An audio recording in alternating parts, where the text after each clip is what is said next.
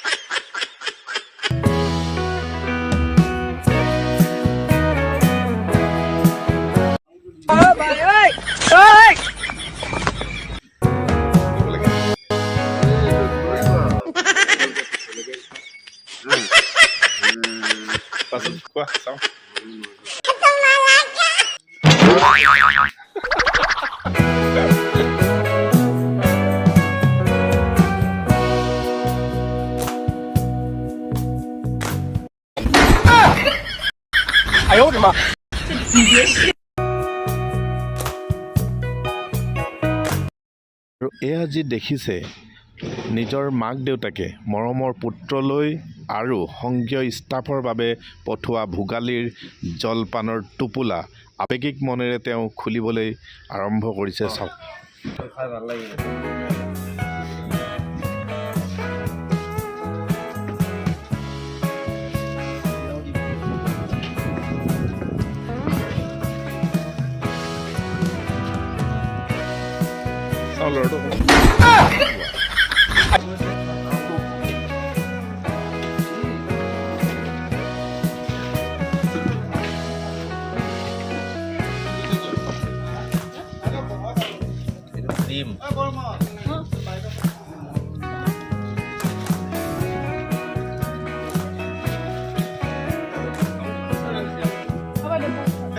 এইখনে দে আৰু উপায় নাই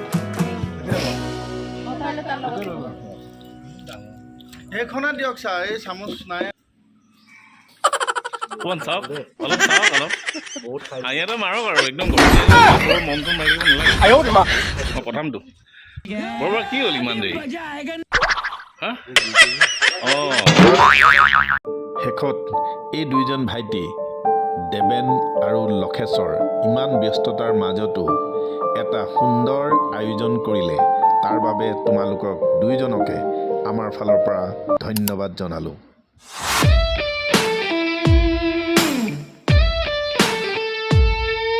শেষত নিয়ৰ হৰা গধূলি মাঘৰ মাহৰ জাননী মেজিৰ তলৰ ধেমালি চোৱা আকৌ আহি পালেহি হেঁপাহৰ ভোগালী পুনৰ ভোগালী বিহুৰ আন্তৰিক আৰু হিয়া ভৰা ওলগ জনাইছোঁ ধন্যবাদ